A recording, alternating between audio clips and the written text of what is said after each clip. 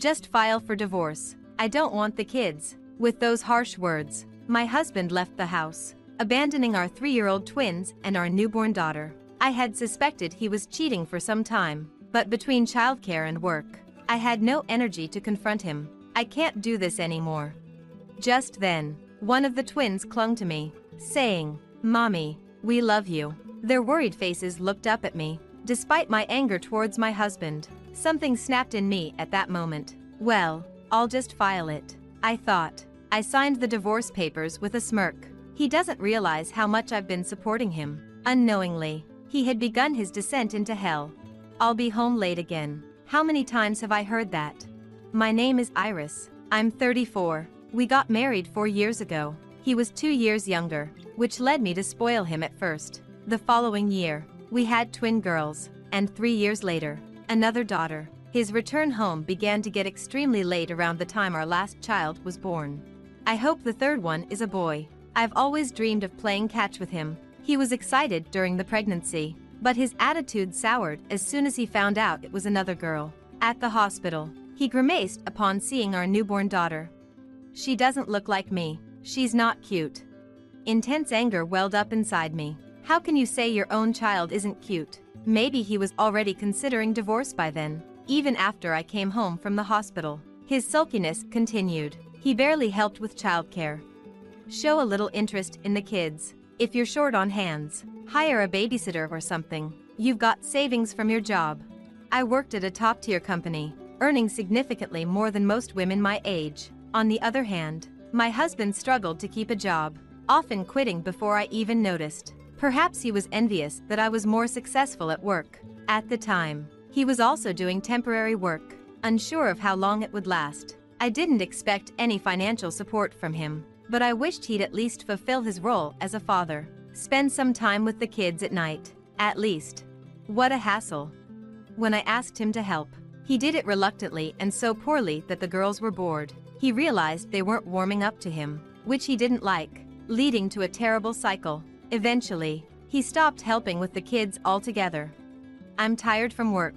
Let me rest on the weekends," he said. On weekends, he either stayed in his room or went out with someone. "I have to work this holiday. If you don't watch the kids, I have plans too. See you." My husband left without listening to me. I couldn't leave the children alone, so I often had to find a babysitter at the last minute. If this continued, it would surely destroy our marriage and harm our children. Thinking this, I decided to talk to my in-laws the next day. That's just how husbands are. A wife needs to be patient. More importantly, could you do that thing we talked about last time? My visit to my in-laws ended with them ignoring my concerns and asking for favors. My parents live far away, so it's hard to visit them. I feel guilty even calling, not knowing who to turn to. "Hey, make dinner." When I returned home in the evening, I was greeted by my husband in pajamas and a messy house. The kids, bored with their toys, instantly smiled upon seeing me. "Where have you been all this time?" "I had to stop by the in-laws for a bit." "Hurry up and make dinner. I'm starving." "If you've been home all day, couldn't you do some laundry or clean the bath?" Hearing this, my husband snorted in amusement. I decided not to do anything for someone who doesn't show gratitude. "What do you mean? I cleaned the bath yesterday, and you didn't thank me." "Didn't I say thank you?" "Not that. I mean, like, at least $100. He stretched out his hand, gesturing for money. What is he talking about? I must have looked distant, tired, and irritated. I pulled him aside to the bathroom so the kids wouldn't hear and retorted, "I am working, doing the chores, raising the kids, everything, and you have never thanked me. That's a wife's job." "Then what's your job?" "I work too." He barely earns $1,000 a month and does nothing around the house. Our argument lasted about an hour until, "Mommy, I'm hungry." My daughter's call snapped me out of it. My husband left in a huff, but I ignored him and rushed to prepare dinner. During these tense days, I discovered something: my husband is cheating. I confided in a college colleague who had divorced due to her husband's affairs, and she advised me to gather evidence immediately. To tell the truth, I had noticed my husband's affair some time ago, just before our youngest was born. I noticed a sweet fragrance on him, like perfume. When I casually asked him about it just after he got home, he broke into a sweat and started stuttering. In addition to that, he was coming home very late, talking less and less, and his attitude towards the children was changing. There were many signs, including the disappearance of intimacy, but what really convinced me was a certain event. There was a lipstick in the pocket of your jacket. It's mine. My lips get chapped. You're using Chanel's pink lipstick? Maybe it's my mom's. His evasive answer sounded like a lie. Then, as he hurriedly said, I need a bath, and stripped off his dress shirt on the way to the bathroom, I saw it. What is that? I sighed. It was clearly a hickey in a place usually covered by clothes. I was about to confront him but immediately thought better of it and decided to gather evidence first. Take your time warming up. I smiled sweetly, pretending I hadn't seen anything. The next day, I came home late from overtime. My daughters were already asleep, and the room was wrecked in silence. We need to talk. Only the dining room light was on, and there he stood, holding a piece of paper. I can't take this anymore. Let's get a divorce. What? Just file for divorce. I don't want the kids. Without waiting for my response, he handed me the divorce papers and left. Mommy. The sound of the door closing woke up the twins, who looked at me worriedly. It's okay. Sorry for waking you. Though I told my daughters it was okay, it clearly wasn't. He's reached his limit? That's my line. And what does he mean he doesn't want the kids?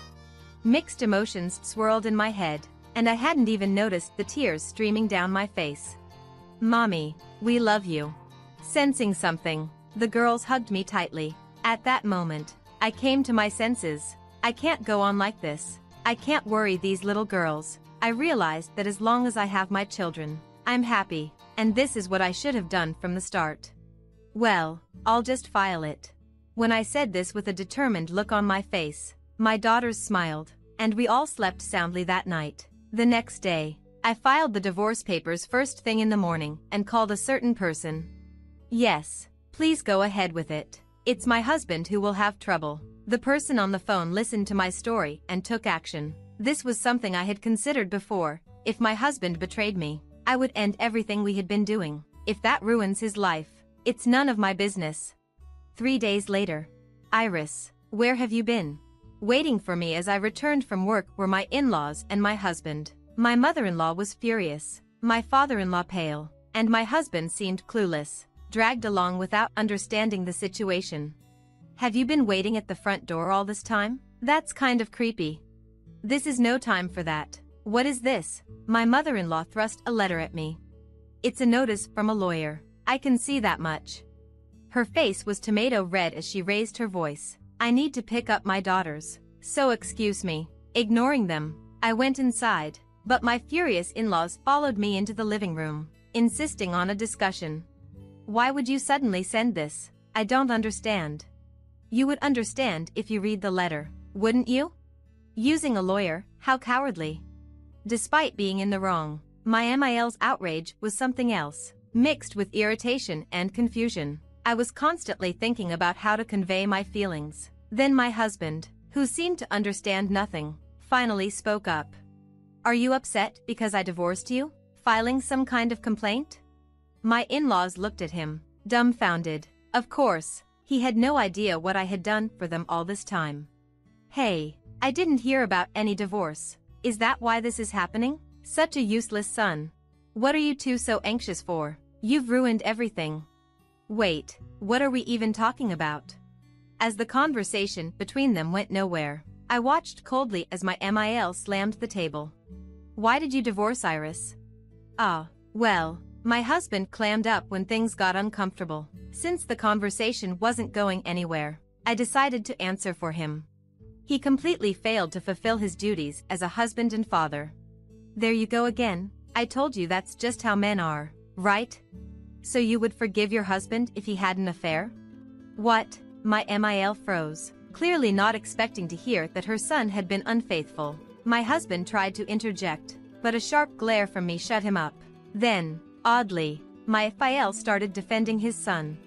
A man's affair is just a fling. It's not a problem. This is pointless. Please leave. All further communication will need to go through my lawyer. So what are you talking to a lawyer for now? You're agreeing to the divorce, right? My husband was confused, clueless about what was going on. Agreeing? I filed for divorce straight away. Then what is all this about? While arguing with my husband, my MIL suddenly started crying loudly. Paying $56,000 in one lump sum is impossible. What large sum? What are you talking about? Who's paying whom? Finally, the moment had come, time for my husband to regret. I proudly revealed what I had kept hidden until now. It was right after we got married 4 years ago. I was called to my in-laws' house alone, where my MIL said she had a serious matter to discuss. Nervous just because she was his mother, I was prepared to help however I could, but the words that came out of her mouth were shocking. "I need $60,000, she said out of the blue, leaving me utterly confused. As I hesitated, she bluntly asked about my salary. Unable to withstand her pressure, I admitted it was over $100,000, and her eyes lit up. Apparently, my FIL had gotten into horse racing, losing big amounts without ever winning, and had even accumulated debt. Desperate for $60,000 to cover his debts, she pleaded with me, and I couldn't say no, repeatedly insisting she would pay me back. 4 years passed, and all I got back was just $4,000. There were times when she repaid some only to borrow again. If I don't do something, I will never be able to collect the full amount. So I hired a lawyer and filed a lump sum claim for the remaining $56,000 in full. My husband's jaw dropped when he heard this, and I almost laughed. But we said we'd pay back little by little. Why suddenly in full? We're no longer family, so I thought I shouldn't hold back. Then my MIL, with a screech like a monkey, turned her fury towards my husband. "It's your fault for cheating, so you should be the one to pay it back." Huh? Why should I? We're not working anymore, and our pension won't cover it. If you want me to live in your parents' house, you'll do what I say. There was no way he could pay back $56,000 in one lump sum, especially since he was unemployed again at the time. "I'll live at Kate's place, so I won't pay. That's the name of your affair partner." As I grew increasingly absurd listening to this family quarrel, I decided it was time to deliver the final blow. "Don't think it ends with $56,000. I'm demanding $20,000 each from you and your affair partner as compensation, plus child support, of course." "What? It's only fair, leaving your children to play around? Where's the proof I cheated?" Had he forgotten so quickly about loudly declaring he'd live with Kate? Sighing, I handed him a pile of photos I had prepared for this moment. Looking at these made me sick. The photos were from his social media, showing him kissing and embracing his affair partner. Definitely a no-no, as confirmed by my lawyer. "Why do you have these?" A quick online search brought up your social media. "It's amazing you thought it wouldn't be found." My naive husband had kept posting cheerful photos in a public setting. He probably continued to use social networking sites without knowing how horrible they were. I was surprised that he was doing this, being mechanically inept. But it made it easy for me to gather evidence of his cheating. Even my in-laws were dumbfounded, gaping at him. "Please leave now. It's time to go to daycare. At least don't demand compensation from Kate. What if she runs away?" That's not my problem. With no resolution in sight, I forcefully kicked the family out. "Open this. Help me. I didn't know about the debt." I could hear my husband yelling through the door for a while. "I'm calling the police," I yelled, and the three of them shrugged and left. A year has passed since then. After paying me the compensation, the affair partner disappeared. Because of this, my ex-husband had to live at his parents' home, where they incessantly demanded he cover the $56,000. He ended up borrowing from shady lenders. While he managed to pay that off quickly, he still owes $20,000 in compensation for the affair and $500 a month in child support. Now he earns his daily wage by doing manual labor from morning to night. The interest on his debt is ballooning, and it might be impossible for him to pay it off in his lifetime. But that's none of my business. "Mommy, we're going to be late." Oops, my daughters are calling me to daycare. They're growing up so healthy and strong. That's all the happiness I need. I'm sorry to hear that. Here's a rewritten version. In the midst of our wedding ceremony, a shocking disruption shattered the serene atmosphere. My mother-in-law, with an air of audacity, seized the microphone from my father-in-law mid-speech. Her words cut through the air like a blade. I apologized for my daughter's lack of beauty. The guests shifted uncomfortably as her declaration hung in the air, a bitter contrast to the joyous occasion. I glanced at my husband, hoping for support, only to be met with a chilling smirk.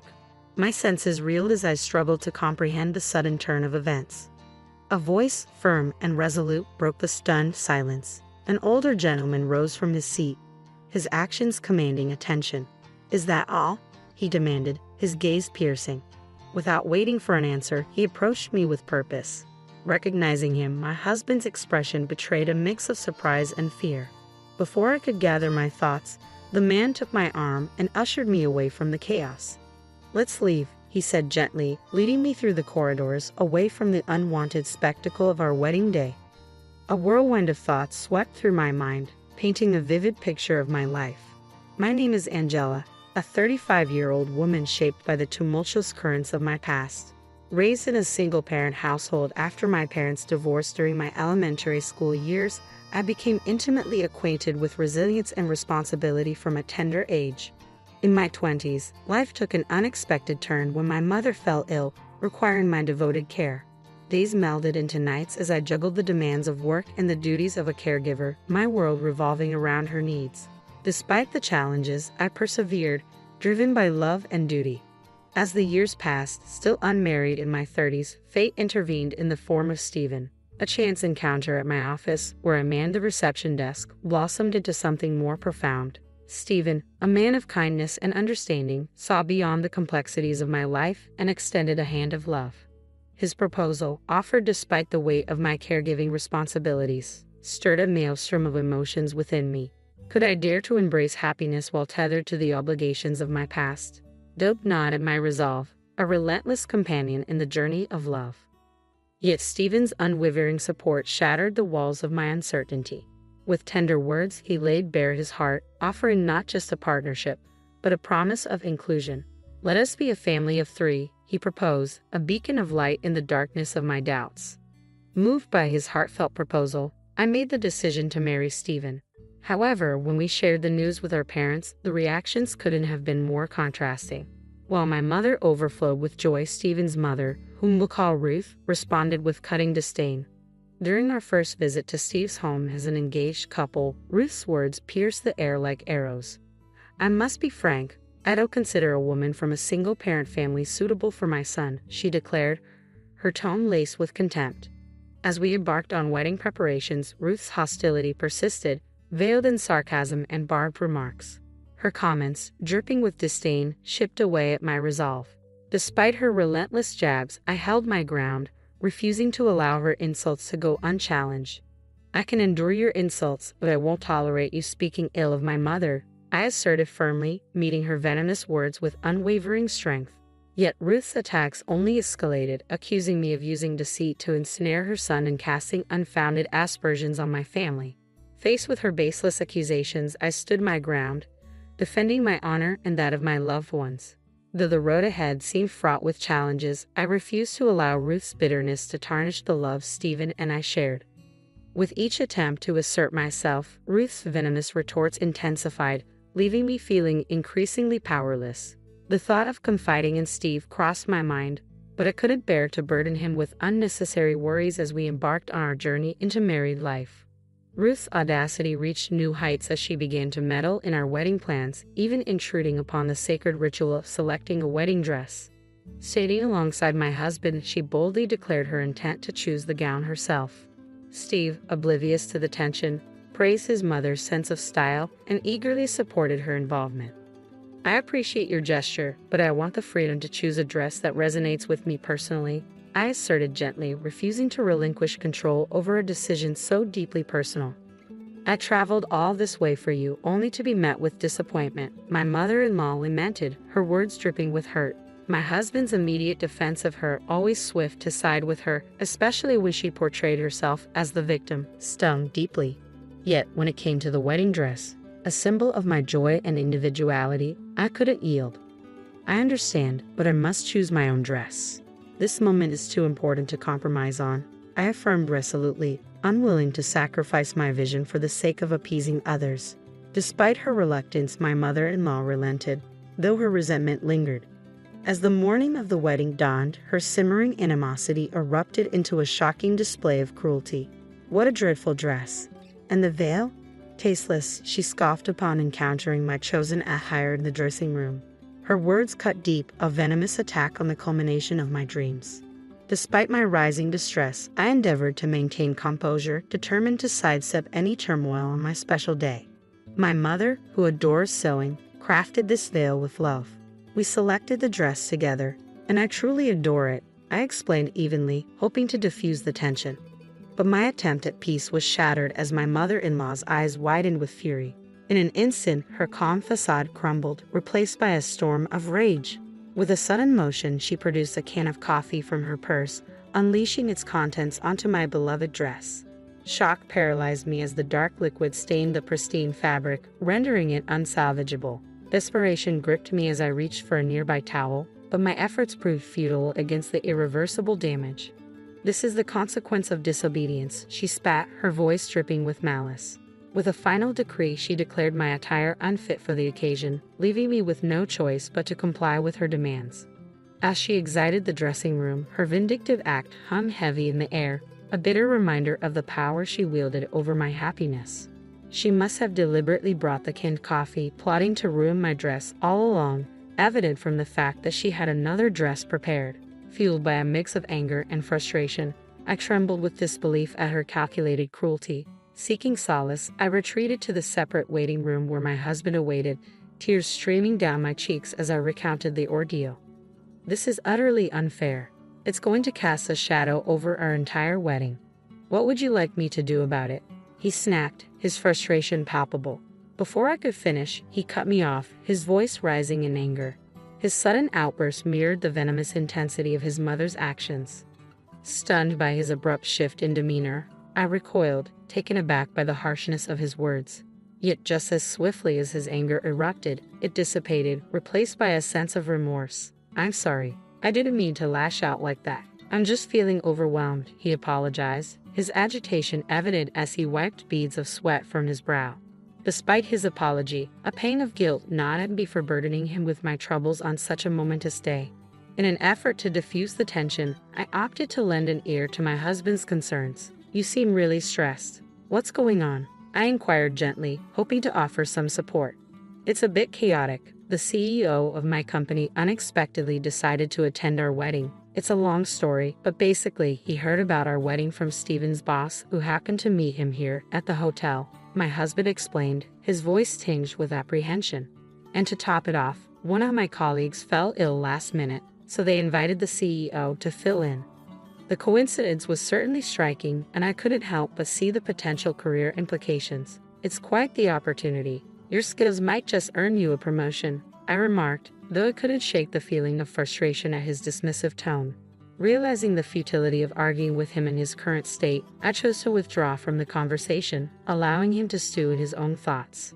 With the wedding ceremony underway, we exchanged vows atop the hotel's rooftop, the picturesque setting providing a serene backdrop to our union. As the moments passed without incident, a sense of relief washed over me, the earlier turmoil momentarily forgotten. However, the tranquility was short-lived, shattered by the impending family speeches at the reception. My mother-in-law's words cut through the air like a blade, leaving me seething with anger and indignation. Despite my father-in-law's attempts to intervene, she persisted, clutching the microphone tightly as she unleashed her vitriol for all to hear. Just as I reached my breaking point, a middle-aged man rose from his seat with determined resolve, striding purposefully towards me. "You don't deserve to endure this," he declared, his gaze fixed squarely on my mother-in-law. Without hesitation, he extended a guiding hand, leading me away from the escalating confrontation. My mother-in-law's outrage was palpable as she recoiled at the interruption to her tirade. However, her fury paled in comparison to the shock that rippled through the room as the man's identity was revealed. "Who dares to interrupt my speech?" she exclaimed, her indignation faltering as she realized the stature of the man before her. Beside her, Stephen's complexion drained of color as the truth dawned upon him. In a whirlwind of confusion, we hastily retreated from the reception hall, leaving the chaos behind. Sweating profusely and visibly flustered, Stephen struggled to regain his composure as we sought refuge in the relative privacy of the dressing room. "Why is my father here?" I gasped, the revelation sending shockwaves through my already tumultuous world. "That's correct. Stephen's company's CEO is also my biological father. The dissolution of my parents' marriage stemmed from irreconcilable differences. Their constant conflicts, exacerbated by their shared workplace, led them to part ways in the belief that it was for my well-being. Despite the divorce, they maintained sporadic contact over the years. I had grown accustomed to seeing my father several times a month, his consistent child support ensuring my needs were met as I transitioned into adulthood. Even when my mother fell ill, he remained a steadfast presence, offering support in various forms, fostering a strong bond between us. Yet the revelation of his position as Stephen's boss caught me off guard. I never knew my father was the CEO of Stephen's company, I murmured, grappling with the unexpected twists of fate.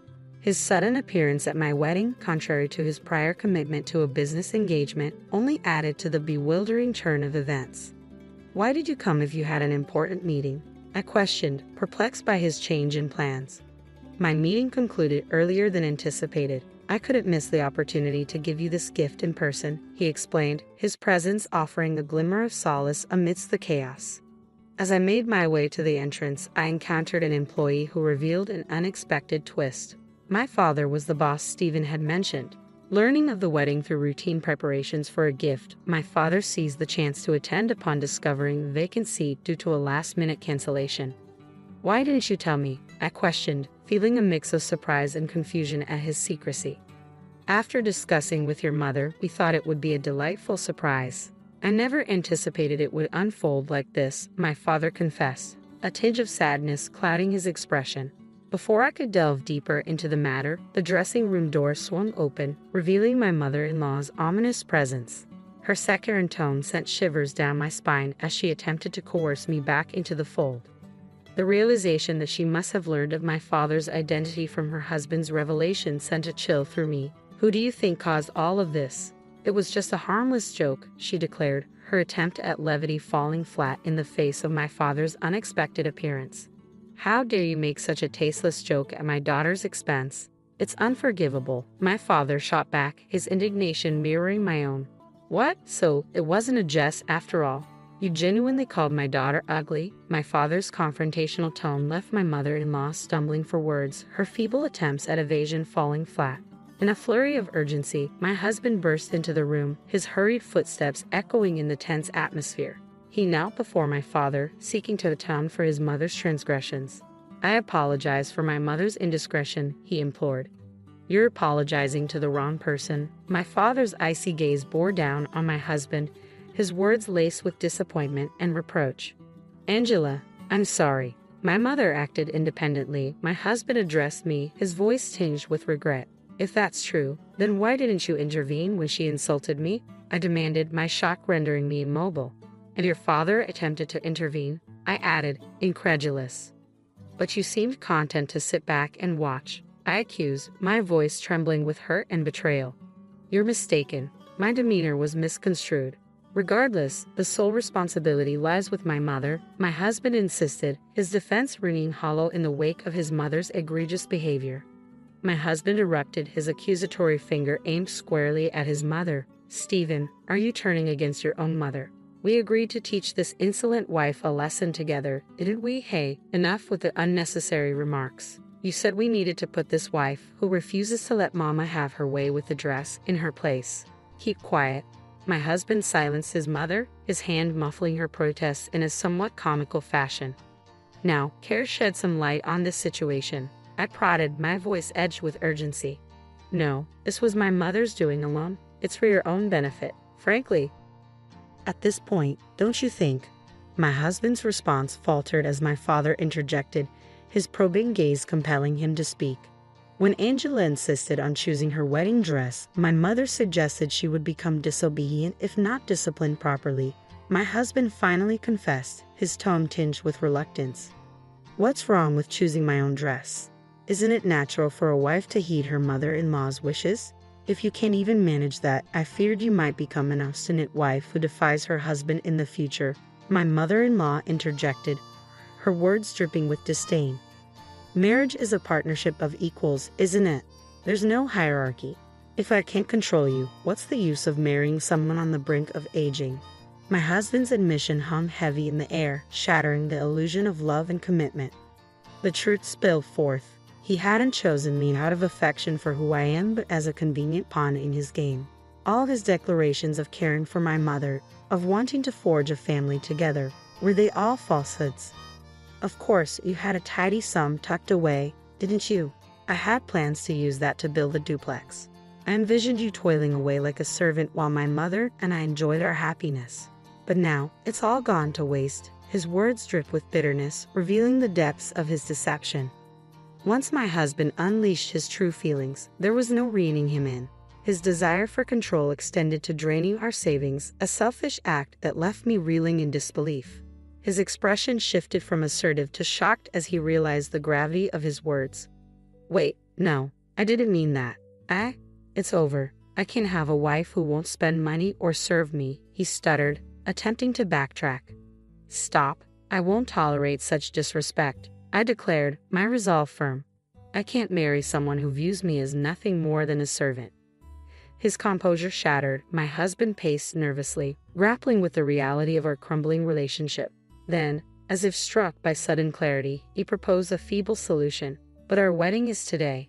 We can't call it off now, he reasoned, desperate to salvage the situation.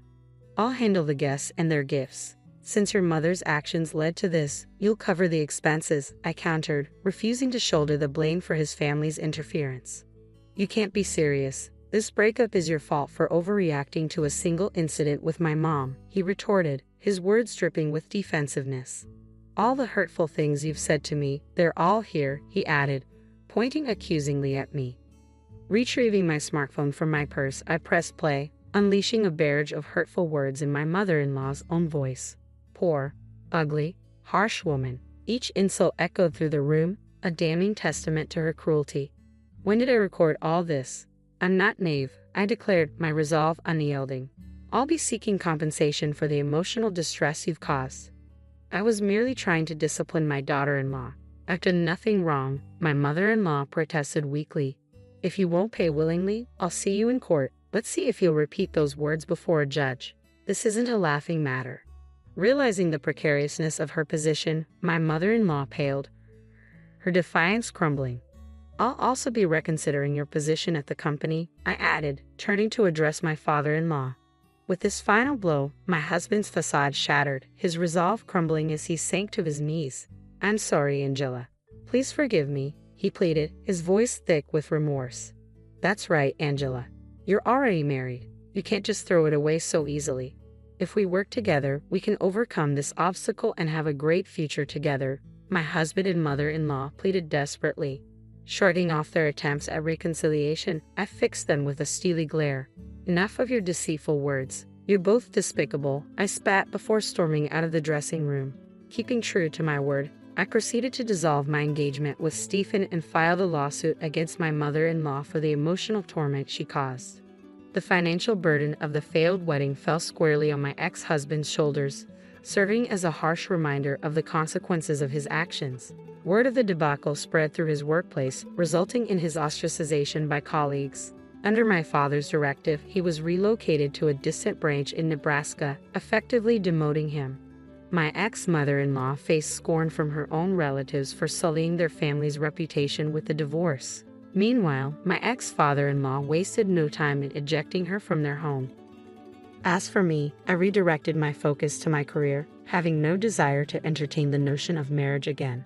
Over time, my parents found solace and our family relationships flourished once more with occasional gatherings over dinner. Today, I lead a fulfilling and content life. I was shocked to discover that Kenny, who hadn't even attended my mother's funeral, had unexpectedly flown abroad with $200,000. What on earth did you do with such a sum? I asked him. Do you remember that grand piano we had at home? I sold it, man, Kenny replied. Coming from a wealthy family sure had its perks. That was a fine piano. I never imagined it would fetch $200,000. It seems Kenny mistakenly thought that the grand piano at home was his. My condolences. The inheritance rights to the family estate are all mine. However, that piano was originally bought by our grandfather for my brother, and it still belongs to him. My brother, who's always loved the piano and now works as a piano teacher, left it at our family home because it was too big for his house. Given my brother's strong sense of ownership, he would be furious to know that something of his had been sold without his consent. Knowing my brother, simply compensating him won't be enough. When I told Kenny this, he hung up immediately. My name is Rachel Schneider. I'm a 45-year-old office worker. My family has a distinguished lineage that dates back to colonial times and is well known in our community. Moreover, thanks to my late father's successful business, we now own assets worth $9 million. Originally, my older brother was supposed to inherit the family estate. However, he had a girlfriend from a family that also required an heir.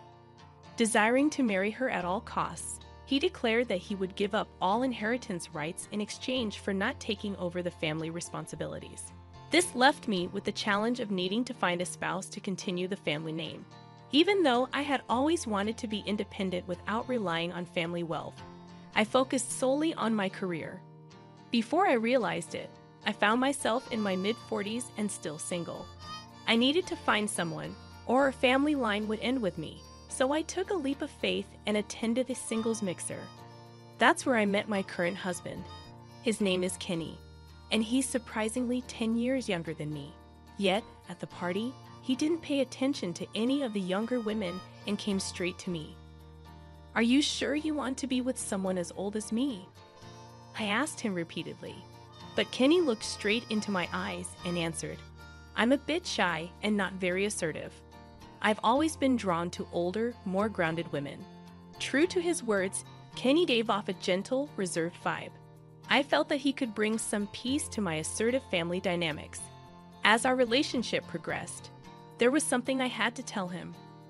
My mother had been bedridden due to illness since last year, and I was taking turns with my sister-in-law, Catherine, to care for her.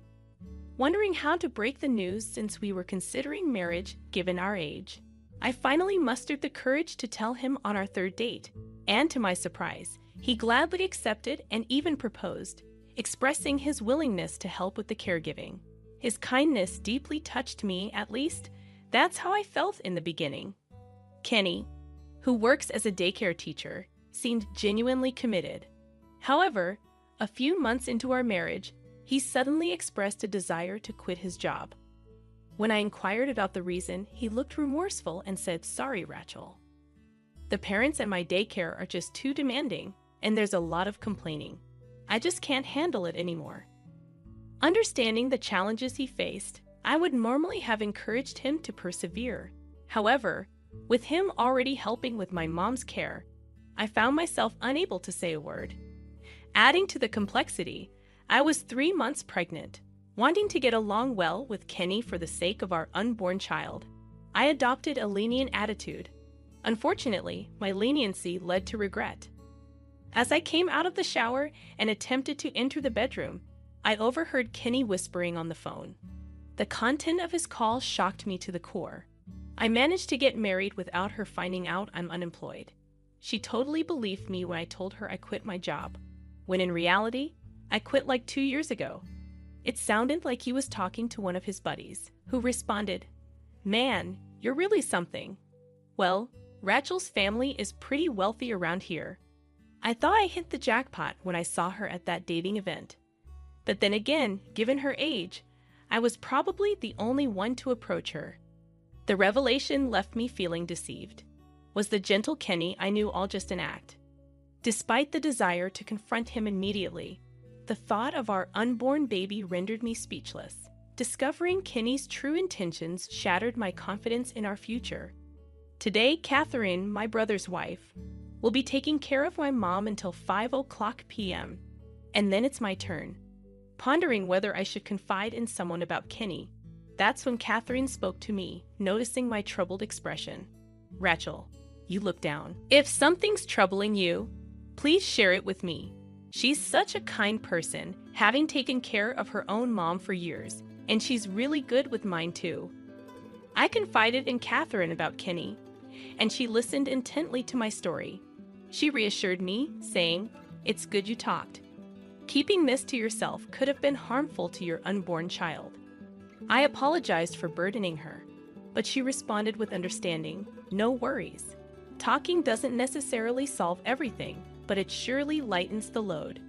Catherine seemed genuinely concerned, almost as if the situation were her own. Suddenly, the doorbell rang, and without waiting for a response, Kenny entered. Both of us were taken aback, but Kenny acted as if nothing was amiss and smiled, saying, "Rachel, I'm going to help with your mom's care from today. You're not in the safe period yet, so I don't want you straining yourself." Kenny was putting on the act of a gentleman in front of me, and I reluctantly agreed. When Catherine tried to offer assistance, Kenny spoke first, questioning, "I've been meaning to ask, why are you taking care of your mother-in-law in this house?" He used the same tone he used on the phone. Catherine explained the situation, but Kenny started saying horrible things to her. He accused her of trying to curry favor and insinuated that she'd be upset for not getting a piece of the inheritance if she married into money. Enraged by Kenny's harsh words, I wanted to leave the room, but Catherine signaled with her eyes not to. I reluctantly stayed quiet, watching the scene unfold. Kenny's attitude escalated, and he declared, "This family's wealth belongs to us, my wife and me, so I'll take care of my mother-in-law by myself from now on." Realizing it was pointless to say anything more, Catherine left the scene. I quietly slipped outside, feeling the weight of Catherine's hurt. I pondered how to extend my apologies to her. Meanwhile, Kenny took over the responsibility of caring for Mom entirely. Despite my offers to assist, Kenny insisted that I shouldn't intervene. He merely outlined the basics of caregiving. But his negligent approach resulted in tragic consequences. Our mother passed away. The funeral took place in a church where generations of our family found their final rest. However, Kenny disappeared from the day of Mom's passing.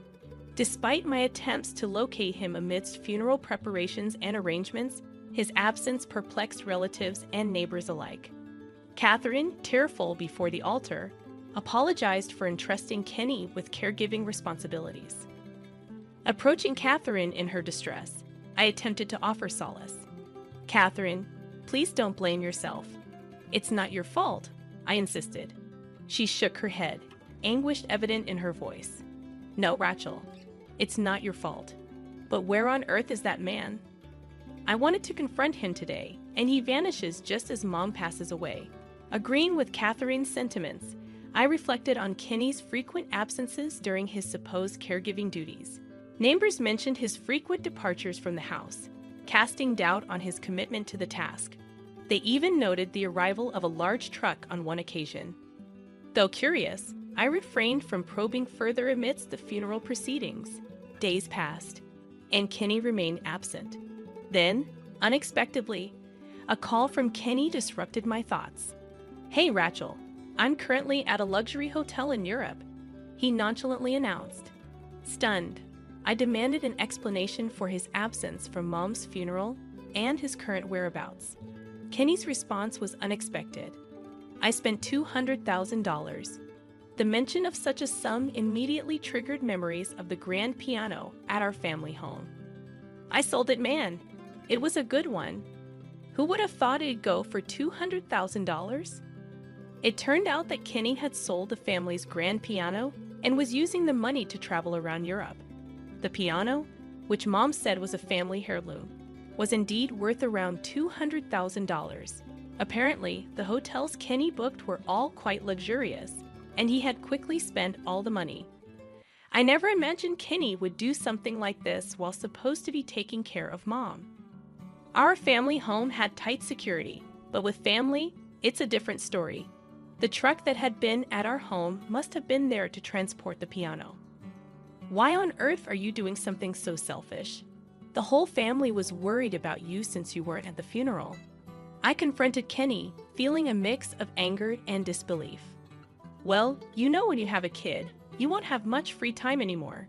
You have a job, so I guess I got to be the stay-at-home dad," Kenny replied, surprising me with his nonchalant attitude. It's good that he wants to take on child rearing, but he seems intent on leeching off of me. Moreover, it appears Kenny mistakenly thought that the grand piano was mine. I explained to him that the piano originally belonged to my grandfather, who bought it for my brother. So the current owner is still my brother. Oh, is that so? You scared me there. It'll be fine if I just apologize to your brother later, right? Kenny seemed to lack any guilt about selling someone else's belongings. Well, Kenny has only met my brother at our wedding, so it's understandable he's unaware of my brother's intimidating nature. My brother works as a piano teacher, and ever since he was a child, he loved the piano. He pleaded with our grandfather to buy that specific piano, though currently there isn't space in his house for it, which is why it's at our parents' house. Yet he's still the owner. While working at a piano school, he has also expressed his wish to start his own school using that very piano. The piano means more to him than anything else. I can only imagine what kind of punishment he would impose on Kenny after hearing that it was sold without permission. By the way, my brother has a strong personality and hates dishonesty. I continued explaining. Kenny remained silent throughout. When he finds out you sold his cherished grand piano, mere compensation won't cut it. My brother's not just strong-willed, but he doesn't settle for compromises either. I pondered the kind of punishment awaiting Kenny after our tense phone call abruptly ended. With a stern warning, I knew he was probably feeling regretful, racking his brains for explanations. Without delay, I called my brother and recounted everything about the call. Needless to say, he was livid. The next day, as Kenny rushed home and entered from the front door, his eyes widened at the sight of everyone gathered in the living room. What's going on? Why is everyone here? He stammered in confusion. I had orchestrated the timing so that the whole family would be present when Kenny returned. My brother, along with his wife Catherine, fixed Kenny with a menacing glare. Kenny, I heard everything from Rachel. What were you thinking? Selling someone else's property, especially something that valuable, without consulting the family? My brother's voice was cold, cutting through the tension. Visibly nervous, Kenny tried to justify himself, claiming he was just trying to help with chores out of boredom when he stumbled upon the old grand piano. Really? That piano was special, imported by our grandfather from a top European manufacturer. Where's the money from the sale? My brother's stern expression demanded answers. As expected, my brother was playing the role of an interrogator, hoping to elicit a confession. Kenny hesitated, lost in thought, before stammering, the sale's money. Yeah, it hasn't come in yet. It was a feeble attempt at an excuse, and my brother's anger erupted. You're lying. Just how rotten are you? He thundered, his disappointment palpable. Pointing out Kenny's souvenir-laden suitcase from Europe, my brother accused, "What's with those souvenirs?" "I'm sorry, I used up all the money?" Kenny's admission silenced the room, the shock evident on everyone's faces. Spending $200,000 on an overseas trip seemed unfathomable. My brother, with controlled intensity, confronted Kenny. "I think you already know from Rachel, but that piano was mine. Now that it's gone, you're going to pay back every single penny. If you can't, I'm going to sue you for theft. You okay with that?" His words hung heavy in the air, his demeanor reminiscent of a mob boss. Kenny, clueless about the law, looked to me for help, pleading in a pitiful voice. What did he expect me to do? I had nothing to do with this. It was all his doing.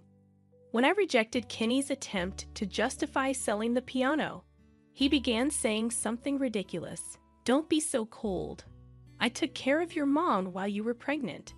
I just thought of the trip as a reward for myself after taking care of her. Let's just say we both decided to sell a piano. Since we're siblings, it won't be theft, right?" I was so dumbfounded that I couldn't close my open mouth. Catherine came to my rescue, stating firmly, "Enough is enough. Didn't you tell Rachel not to come for caregiving? You even told me you thought I was just after the inheritance and tried to drive me away. What did you say such awful things to my wife too?" Kenny admitted to his insulting behavior towards Catherine, but my brother's anger flared again. "Listen up. The reason my wife took care of Mom was because she didn't want to go to a facility. My wife had experience caring for her own mother, so she kindly agreed to do it for mine. Money is a later issue. First, apologize to my wife right here, right now. Grabbed by the collar, Kenny, with tears in his eyes, knelt down in front of Catherine, saying, "I'm so sorry, Catherine." Despite Kenny's apology, all the relatives looked at him with cold eyes. One of them shouted, "You better pay back the money from the piano sale as soon as possible. We can't have a criminal in the family. It'll tarnish the Schneider's name." Kenny, misunderstanding once again, made another odd remark saying, "Right. We can't have a criminal in the family, right, bro? So let's keep things calm. We'll save money together as a couple and pay back little by little." At Kenny's nonsensical interpretation, even my uncle was left speechless. Realizing that no matter what was said, it wouldn't resolve anything, I decided to fetch something from my room. Since the incident on the phone when Kenny was talking with a friend, I had the business card of a divorce lawyer ready. "Kenny, call this number. I want our relationship to be over. From now on, let's communicate through lawyers," I said as I thrust the card at him. His face turned pale, and Kenny exclaimed, "Why? We're about to have a baby, and yet, why are you doing this?" At that moment, I revealed what Kenny had been talking about with his friend on the phone. "Wait, you've heard that? It was just a joke. You think that excuse will fly?" I responded, "I've known from the start that you approached me for my inheritance." Everyone present gave Kenny a cold stare, realizing there was no way out.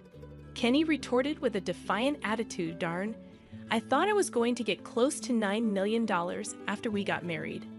I researched how much your mother left you." The sudden change in Kenny, who had always seemed so gentle, shocked everyone. Perhaps I should have been suspicious of a man like him from the beginning. I met Kenny at a dating event, and despite being 10 years younger, I thought we married for love. But his betrayal hurt me deeply. From now on, Kenny would be a stranger to me and my brother, so naturally, he had to pay back the money from selling the grand piano. Kenny broke down, saying he couldn't do that. But with all the relatives present willing to testify against him, there was no escaping the consequences. However, I assured him that I wouldn't ask for child support. "Really? Well, at least I'm grateful for that," Kenny responded. "In return, Kenny, you'll have nothing to do with this child. This is my child alone. You can't even claim to be its father," I firmly stated, placing my hand on my belly. Upon hearing this, Kenny looked devastated and collapsed. Since the divorce, he had been living in poverty, working odd jobs. One day, my phone rang, and it was Kenny. Despite not wanting anything to do with him, he kept calling, so I reluctantly answered. "Rachel, please help me," Kenny pleaded in a pitiful voice. He explained that the buyer of the grand piano he sold wanted to return it and get a refund. When Kenny sold the piano, he had claimed it was in pristine condition. However, there was a large engraving on the back made by my brother, claiming ownership. Kenny hadn't checked the back and likely sold it through a shady dealer. Now facing the consequences, Kenny had to return $200,000 to the buyer, and with what he owed my brother, it was a substantial amount. He later tried to file for bankruptcy, but my brother and I took legal action to stop him. Now burdened with even more debt, Kenny worked day and night doing manual labor. Eventually, the grand piano was safely returned, and my brother put a strong lock on the room where it was kept, even installing a security camera. "No one's going to touch that piano until I start my piano lessons," my brother declared, unchanged from his childhood. He expressed his wish to start a piano school at our family home, so I decided to discuss sharing our mother's inheritance. Catherine, my brother's wife, had taken care of our mother, and I felt guilty about inheriting everything by myself. Thanks to my brother agreeing with my decision, it seems we'll continue to have a good relationship with his family in the future. Blessed with a long-awaited baby girl, I became a single mom, but Catherine, who is already done with her parenting, is fully supporting me. My brother said he's going to step in as a father figure for my daughter, and he's excited about it. His influence has led his 2 adult daughters, who love the piano, to become kindergarten teachers. They have also come to adore my daughter. I feel fortunate to be supported by such a warm family, and with gratitude to those around me, I intend